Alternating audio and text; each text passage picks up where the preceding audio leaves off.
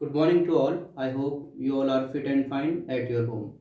And without any delay, I will start my topic. My today's topic is light, shadow, and reflection. Okay, this topic is from chapter 11, and chapter 10 we have done, and I think you have done worksheet also.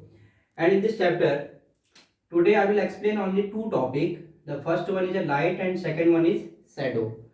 And light क्या होती है इसके बारे में बताऊंगा, और shadow उससे कैसे बनती है इसके बारे में आप इसमें जानोगे। तो आपकी बुक में बहुत सारी एक्टिविटीज दी हैं बेटा शैडो को जानने के लिए, ठीक है, और लाइट को जानने के लिए। तो पहला मैं आपको लाइट के बारे में बताऊंगा। Light is a term of energy, ठीक है, ये एक एनर्जी का टर्म है। तो टर्म क्या है बेटा? एनर्जी का एक टर्म है। तो उसमें हम क्या कहते हैं कि जैसे हम इलेक्ट्रिक एनर्जी और पोटेंशियल एनर्जी और बहुत सारी एनर्जी के बारे में पढ़ा है, हीट एनर्जी के बारे में आपने पढ़ा होगा। तो like this, light is also the term of energy and it is the main source of light. आप राइट करोगे main source of light is sun. Sun is a main source of light for earth. तो अर्थ में जो light आती है वो generally आपकी सन से आती है।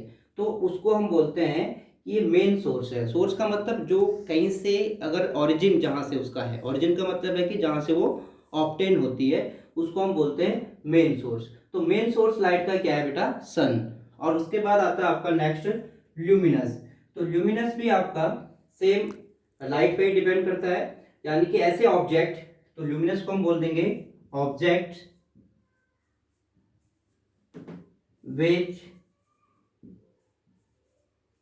गिव आउट और एमिट का मतलब रिलीज करना, एमिट लाइट, ठीक है। तो यानी कि ऐसे ऑब्जेक्ट जो लाइट हमको देते हैं या फिर लाइट को एमिट करते हैं, एमिट का मतलब रिलीज करते हैं। तो जैसे कि आपका सन, तो sun is a example of luminous object. तो बहुत सारे ऑब्जेक्ट्स हैं जो लाइट को एमिट करते हैं, like as a electric bulb. तो इलेक्ट्रिक बल्ब क्या है? यहाँ पर लाइट को एमिट करता है, एमिट का मतलब हमको देता है, गिव आउट करता है, तो उसको हम बोलेंगे ल्यूमिनस ऑब्जेक्ट। तो so many luminous objects are present in our surroundings and we will write some examples। and ठीक इसका अपोजिट हो जाता है नॉन ल्यूमिनस। तो non luminous means objects which cannot give out or emit light, यानी कि ऐसे ऑब्जेक्ट जो लाइट हमको नहीं दे पाते हैं, उनको नहीं दे सकते हैं, उनको हम क्या बोलते हैं? Non luminous. तो इसी में आप नॉन ल्यूमिनस भी राइट कर सकते हो, लेकिन आपकी बुक में दिया नहीं हुआ, लेकिन आप नॉन ल्यूमिनस आपसे पूछ सकते हैं। फिर आता है बेटा transparent and translucent. So transparent and translucent we have learned in chapter 4 also. In chapter 4 we have learned about transparent and translucent।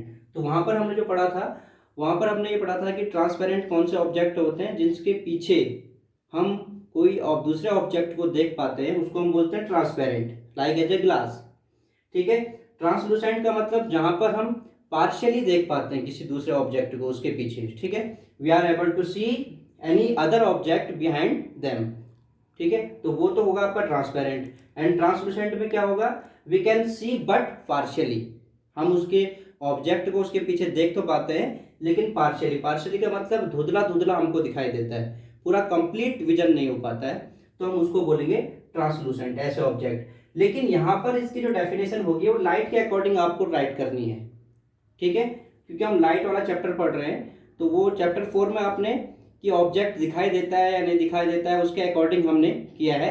But यहां पर हम जो राइट करेंगे वो ये करेंगे कि बेटा object which can pass light, ऐसे ऑब्जेक्ट जो लाइट को पास कर सकते हैं, लाइक एज ए ग्लास। यहाँ एग्जांपल आपका सेम रहेगा, ग्लास के एक ऑब्जेक्ट है अगर हम इसमें लाइट पास कराएंगे किसी सोर्स से, तो ये लाइट जो है इसके पार चले जाएगी, ठीक है, पास हो जाएगी। तो ऐसे ऑब्जेक्ट जिनसे लाइट पास हो जाती है उसको हम बोलते हैं ट्रांसपेरेंट, ठीक है। तो ये लाइट के अकॉर्डिंग आप यहाँ राइट करोगे। And translucent, light can pass but partially, ठीक है, light can pass through them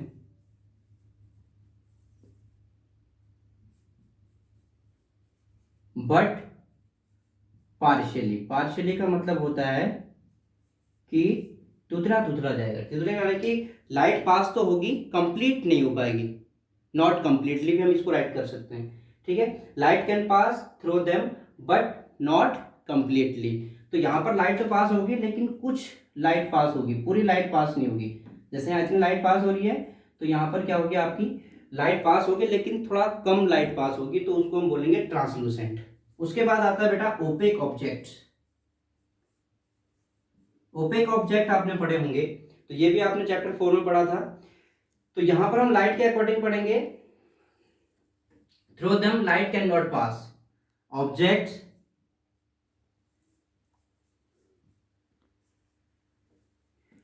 हम ये राइट करेंगे, which can not pass light. ऐसे ऑब्जेक्ट जो लाइट जिनसे पास नहीं हो सकती है, ठीक है, या फिर object through which light can not pass, ये भी हम राइट कर सकते हैं, ठीक है। तो लाइक एज ओपेक ऑब्जेक्ट में आपकी बुक है, तो अगर हम यहाँ से कोई भी ओपेक ऑब्जेक्ट हमने लिया, यहाँ से अगर हम लाइट पास कराना चाहते हैं किसी लाइट के सोर्स से, तो लाइट बिल्कुल पास नहीं हो पाएगी। तो ये ट्रांसपेरेंट, ट्रांसलूसेंट एंड ओपेक जो आपने चैप्टर 4 में पढ़े थे, तो यहाँ पर आप क्या करोगे, आप लाइट के अकॉर्डिंग इसको एक्सप्लेन करोगे, ठीक है। तो objects which can pass, object which can pass light, ऐसे ऑब्जेक्ट जो लाइट को पास कर सकते हैं।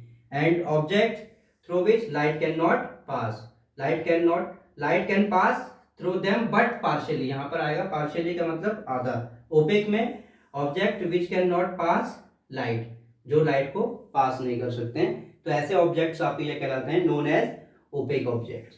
तो ये डेफिनेशन आपकी बुक में दी हुई है, बट मैंने थोड़ा सा आपको बता दिया है। उसके बाद आता है बेटा ओपेक ऑब्जेक्ट के बाद लाइट की प्रॉपर्टीज के बारे में हम पढ़ेंगे। लाइट में और क्या क्या मेनली कैरेक्टरिस्टिक्स होते हैं।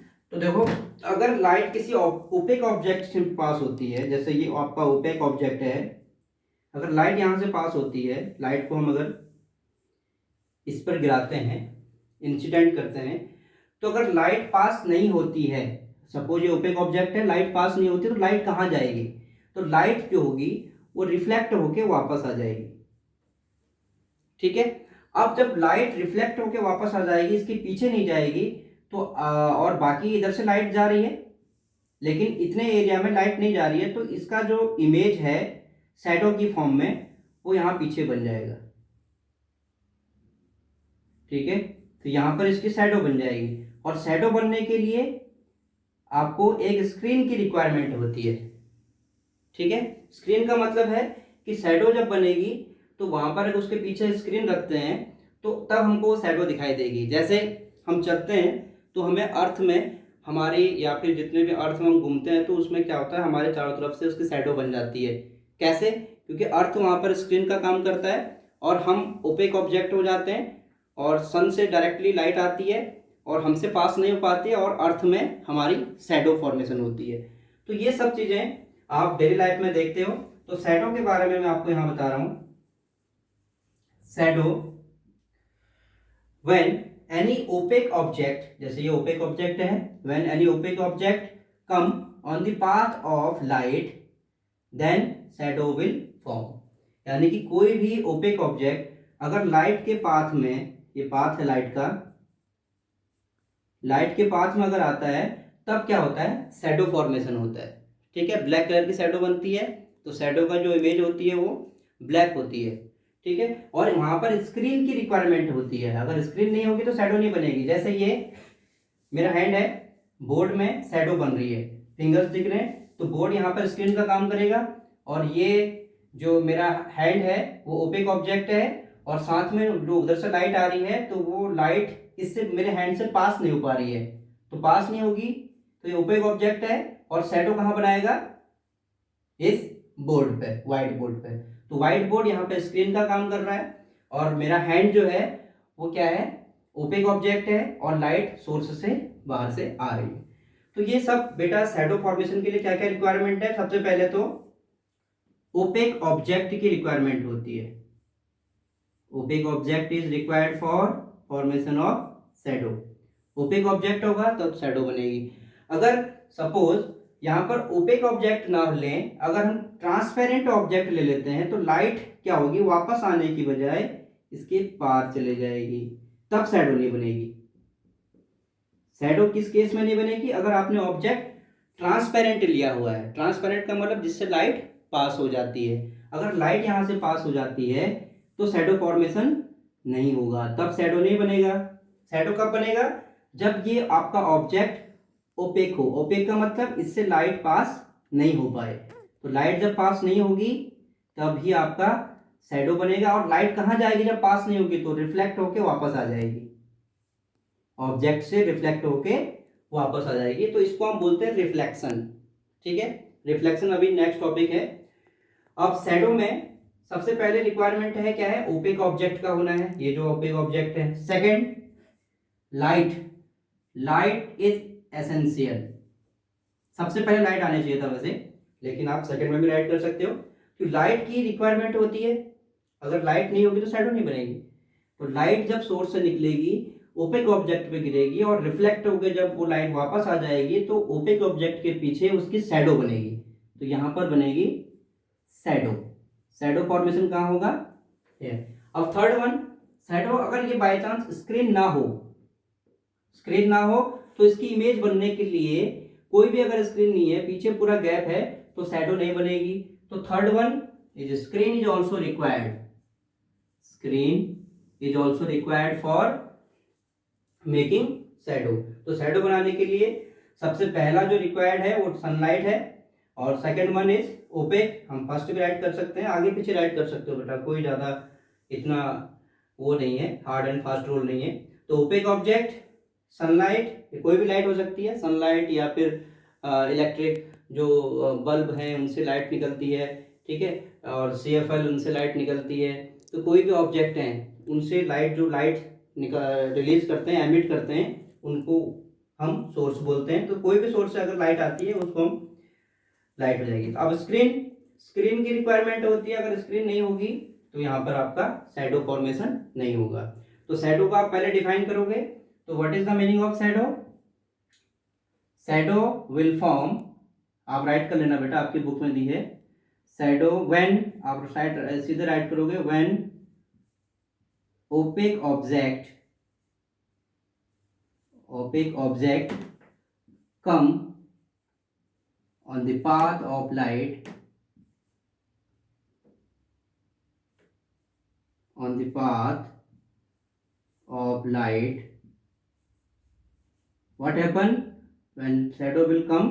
When opaque object come on the path of light, then shadow will form, then shadow will form। तो शैडो कब बनती है? जब कोई ओपेक ऑब्जेक्ट लाइट के पाथ में आ जाता है। पाथ का मतलब उसके रास्ते में आ जाता है, तब शैडो फॉर्मेशन होता है। एंड शैडो फॉर्मेशन के लिए रिक्वायर्ड थिंग्स कौन कौन सी हैं?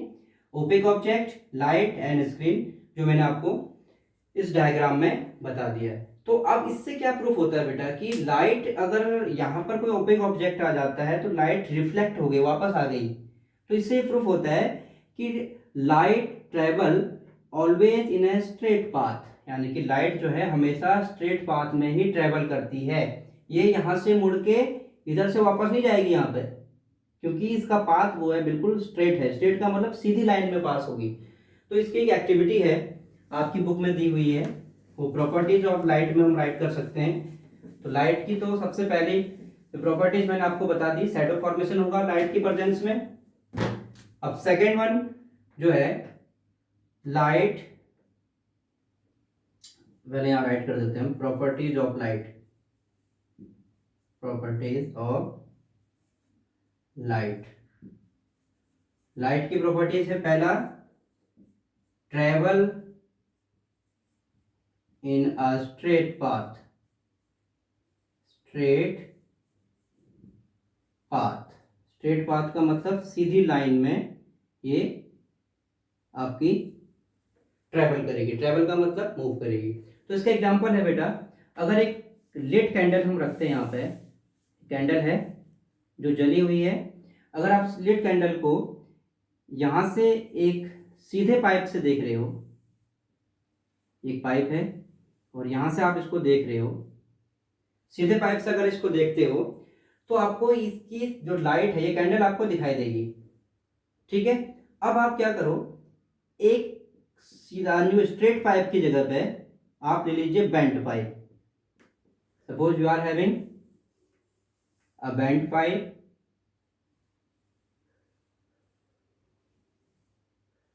ऐसा एक पाइप है। अब आप इस लिट कैंडल को देखोगे, क्या ये कैंडल आपको दिखाई देगी? नो। क्यों? क्योंकि लाइट जो है, जो इससे लाइट निकल रही है, ये मेन सोर्स है लाइट का, वो सीधे स्ट्रेट पाथ में ही ट्रेवल करता है। वो ऐसे नहीं जाएगा कि यहाँ से लाइट गई फिर इसके बाद इधर आई फिर ये मुड़ेगी, ऐसे लाइट नहीं मुड़ेगी। तो आपने देखा होगा, केव के अंदर हम जाते हैं, कोई भी गुफा है अगर उसके अंदर जाते हैं, कहीं भी अगर लाइट आती है तो उसके अंदर तक नहीं पहुंच पाती, क्योंकि लाइट ट्रेवल करती है स्ट्रेट पाथ में, वो बेंट नहीं करेगी। जैसे पाइप बेंट कर रहा है तो लाइट जो है वो ट्रेवल नहीं करेगी बेंटली, यानी कि वो सीधे ही पाथ में जाएगी। जब वो हम यहाँ ट्रेवल नहीं करेगी, यहाँ तक तो आएगी लेकिन इससे आगे वो नहीं आ पाएगी, तो हमको ये लिट कैंडल, लाइटेड कैंडल जो है वो दिखाई नहीं देगा, यानी कि ये लाइट जो है हमको दिखाई नहीं देगी। ठीक है, तो ये एक एक्टिविटी है और विद डायग्राम उसको आप बनाओगे तो light travel in a straight path. Second one मैंने आपको बता दिया, शैडो फॉर्मेशन। शैडो फॉर्मेशन किसकी वजह से होता है? लाइट की वजह से होता है। तो ये भी आपकी क्या, इसकी क्या हो जाती है? प्रॉपर्टी हो जाती है। तो लाइट कैन मेक शैडो, आप राइट कर सकते हो, light can make shadow. And third property, light is essential for, light is essential for, essential का मतलब जरूरी है, फॉर लुकिंग एनी ऑब्जेक्ट। अगर हम किसी ऑब्जेक्ट को देख रहे हैं तो लाइट की रिक्वायरमेंट होती है। तो यहाँ पर मैं केवल 3 प्रॉपर्टीज आपको बताऊंगा। Travel in a straight path, light जो है वो स्ट्रेट पाथ में ट्रेवल करती है। Second one is shadow formation होता है। Third one is light is essential for looking any object. अगर लाइट होगी तभी हमको दिखाई देता है। ठीक है, अगर हम डार्क रूम में जाते हैं तो डार्क रूम में we are not able to see any object, हम उस डार्क रूम में किसी भी ऑब्जेक्ट को देख नहीं पाते हैं। तो light is essential for looking any object. So these are the properties of light, and some point I have explained also, and you will write these points in your notebook and you will make this diagram also.